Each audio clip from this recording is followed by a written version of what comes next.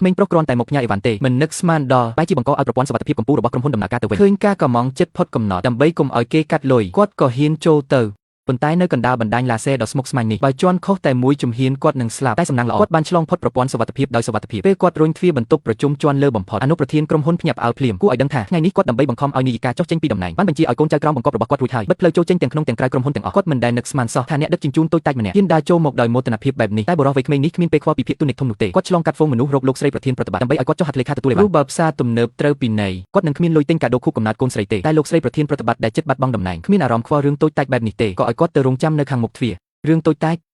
តើនៅលើលោកនេះមានរឿងអ្វីធំជាងកាដូខួបកំណើតកូនស្រីខ្ញុំទៅទៀតខ្ញុំនិយាយម្ដងទៀតជាចុងក្រោយរងចាំនៅមាត់ទ្វារទៅកំឡោះនោះចង់ឲ្យថៅកែស្រីចុះហត្ថលេខាឲ្យលឿនគាត់ក៏សន្យាថាឲ្យតែចុះហត្ថលេខាខ្ញុំនឹងជួយដោះស្រាយបញ្ហាទាំងអស់នៅពេលនេះឬបែបនេះភ្លាមមនុស្សគ្រប់គ្នានៅទីនោះសម្លឹងមើលកំឡោះដូចមនុស្សឈួតពួកគេមើលគាត់តាំងពីលើដល់ក្រោមគូដឹងថាបញ្ហាដែលថៅកែស្រីកំពុងជួបមិនត្រឹមតែការស្ដារគម្រោងឡើងវិញប៉ុណ្ណោះទេថែមទាំងអំណាចកម្ពុជារបស់ពិភពលោកសូម្បីលិខិតអញ្ជើញពីកម្លាំងសៀនយួននៅពិធីឡើងនាងក៏មិនមានដែរនាងក៏មិនទាន់ទទួលបានផងពេលកំឡោះដឹងរឿងរ៉ាវច្បាស់លាស់ហើយគាត់ក៏ប្រាប់ភ្លាមថារឿងនេះគ្រាន់តែជារឿងមួយម៉ាត់របស់គាត់ប៉ុណ្ណោះមនុស្សម្នាគ្រប់គ្នាក៏ចាប់ផ្ដើមចំអកឲ្យកំឡោះនោះនេះជាគំនិតឈួតប៉ុណ្ណោះប្រធានក្រុមហ៊ុនជាស្ត្រីអស់ផ្លូវហើយក៏ហ៊ានប្រថុយឲ្យយុវជននោះ10វិនាទីដើម្បីបញ្ចុះមូលហេតុខាត់បងគឺមានអ្នករៀបចំនៅពីក្រោយខ្ញុំស្នើឲ្យអ្នកដកទុនទាំងអស់ហើយទៅបោះទុនលើចំណិតនៃការបង្វិលកំជេងនោះហ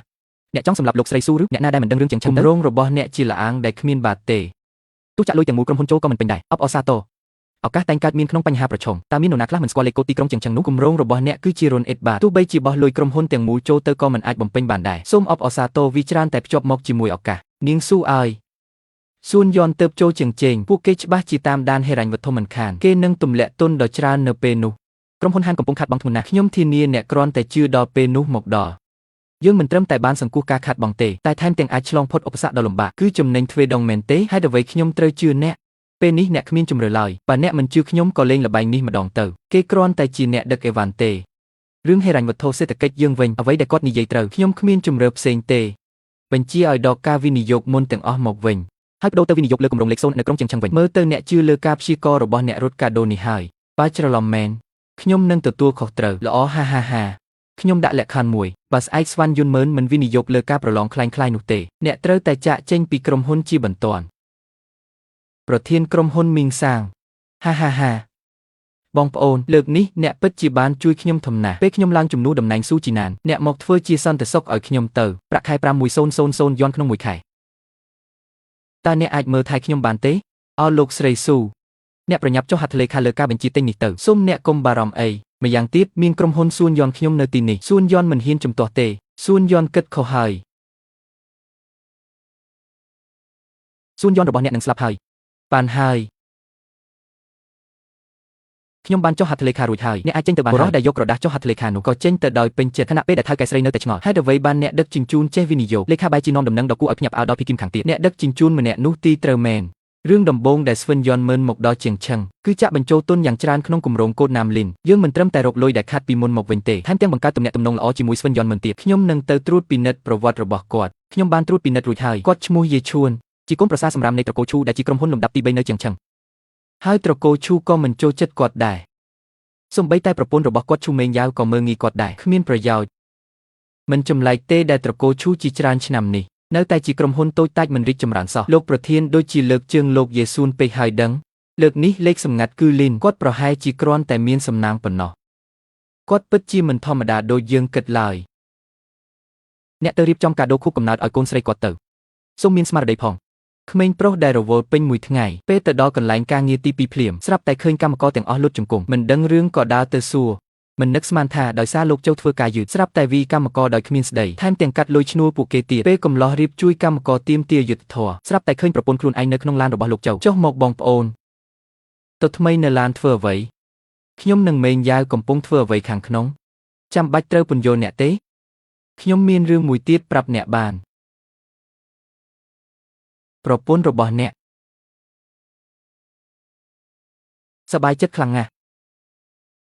់លោកម្ចាស់ចៅអ្នកអីទេឃើញក្មេងប្រុសលាតត្រដាងរឿងស្នេហាលួចលាក់នេះក៏ឈប់ធ្វើពុតទៅទៀតទម្លីថារយៈពេល6ឆ្នាំនេះនាងទ្រាំលេងបានហើយប្តីនាងជាអ្នកដឹកជញ្ជូនគ្មានបានការអ្វីសោះមិនត្រឹមតែមិនអាចជួយរឿងការងារថែមទាំងធ្វើឲ្យប្រពន្ធត្រូវគេសាយចំអកចំណែកកូនអ្នកមានតែអាចជួយគាត់បានវិនិយោគ1000លានពីសួនយន់មិនក្រោយមកគាត់ក៏បោះកិច្ចព្រមព្រៀងលែងលះឲ្យនាងបុរសដែលបានឃើញទង្វើអាក្រក់របស់ប្រពន្ធហើយក៏អស់ចិត្តជាស្ថាពរក៏សម្រេចចិត្តចុះហត្ថលេខាលែងលះដំណើរគ្នានោះគាត់ក៏ប្រាប់ប្រពន្ធថាការវិនិយោគ1000លានពីសួនយន់មិននាងកុំសង្ឃឹមពេលប្រពន្ធស្ដាប់ហើយនាងមិនបានយកពាក្យគេមកគិតទេតែនាងមិនដឹងទេនាងនឹងស្ដាយទង្វើថ្ងៃនេះអស់មួយជីវិតព្រោះតែអ្នកដឹកជញ្ជូនដែលរស់នៅជាមួយនាង នាង5ឆ្នាំដោយគ្មានអ្វីសោះតាមពិតគាត់គឺជាម្ចាស់ទ្វារសុខវានាម Steakhouse ដោយសារកាលនោះគាត់ហាត់ហើយធ្វើឲ្យសរនាកពិតបាក់ប៉ះពាល់ដល់ស្ថាប័នធំរបស់ប្រទេសត្រូវបង្ខំចិត្តលាក់អត្តសញ្ញាណខ្លាយជាអ្នកដឹកជញ្ជូនមូលហេតុដែលគាត់រៀបការជាមួយនាងខ្លាយជាកូនប្រសារប្រុសដែលគេស្អប់គ្រប់គ្នាដោយសារ6ឆ្នាំមុនគាត់ផឹកឈាមនាគច្រឡំពេលមិនដឹងខ្លួនក៏បង្ខំរួមរកជាមួយប្រពន្ធថែមទាំងបង្កើតបានកូនស្រីម្នាក់ក្នុងចិត្តគាត់មានអារម្មណ៍ជំពាក់គុណប្រពន្ធជានិច្ចម្សិលមិញគាត់ដឹងថាសរនាកពិតនឹងលេចឡើងគាត់ត្រៀមលាតត្រដាងអត្តសញ្ញាណត្រឡប់ចូលសង្គមវិញក្នុងពេលជាមួយគ្នានៅសន្តាគារប្រណីតបំផុតក្នុងទីក្រុងរៀបចំពិធីខួបកំណើតកូនស្រីថែមទាំងលួចរៀបចំកាដូភ្ញាក់ផ្អើលដល់ប្រពន្ធទៀតត្រៀមប្រគល់ការវិនិយោគ1000លានយ៉នទៅឲ្យនាងតែអ្វីប៉ុន្តែបែរជាខ្លាយជាលេសឲ្យប្រពន្ធក្បត់ទៅវិញ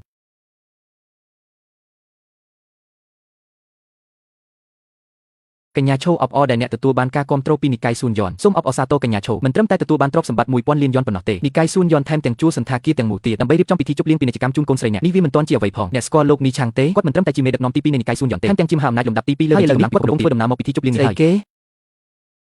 យលោកនីឆាងក៏មកដែរ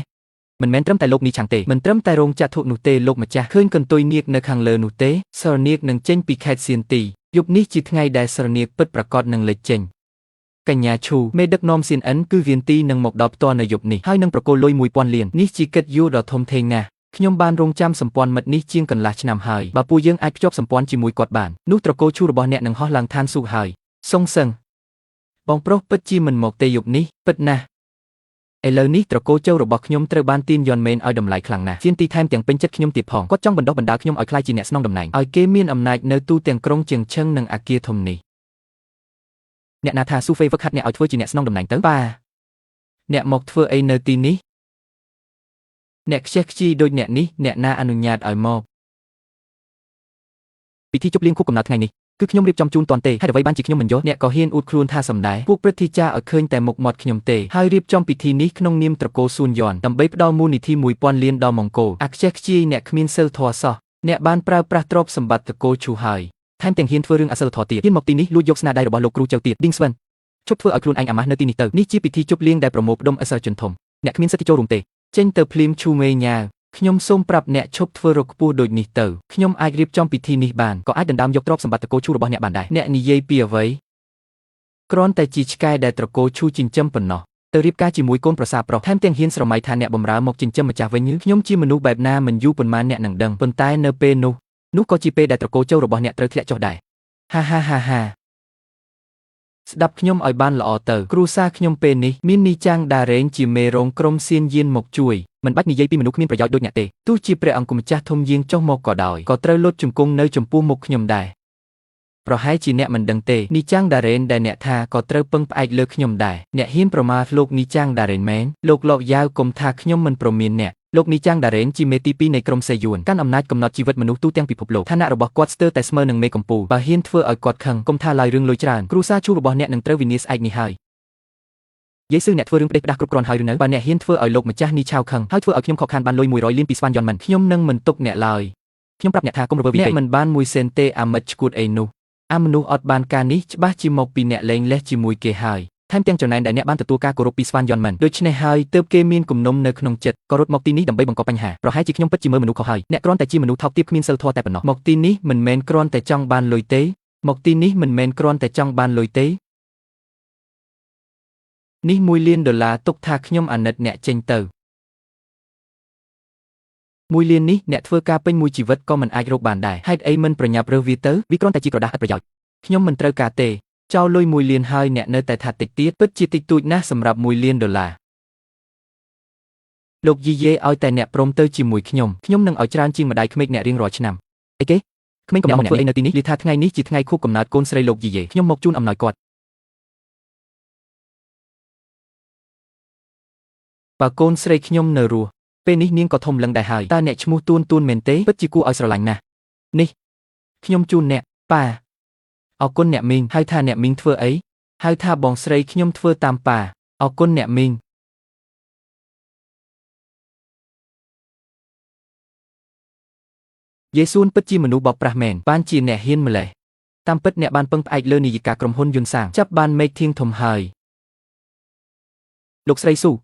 គ្រប់គ្នាហៅអ្នកថាជាមហាក្សត្រីក្រុងជឹងឈឹងពិតជាកំបោរនឹងឃើញក្នុង100ឆ្នាំណាស់នាយិកាស្រីលំដាប់ទី1ដល់ឆ្នាំតែឥឡូវមើលទៅមិនឃើញមានអ្វីពិសេសទេហ៊ានមកចំណាយពេលជាមួយមនុស្សអត់ប្រយោជន៍បែបនេះអ្នកហ៊ានវាខ្ញុំឬស្ត្រីដែលមានទស្សនវិស័យតូចចង្អៀតដូចអ្នកគ្មានថ្ងៃដឹងថាការបាត់បង់លោកយាយនឹងមានផលវិបាកយ៉ាងណាឡើយតើវានឹងមានន័យដូចម្តេច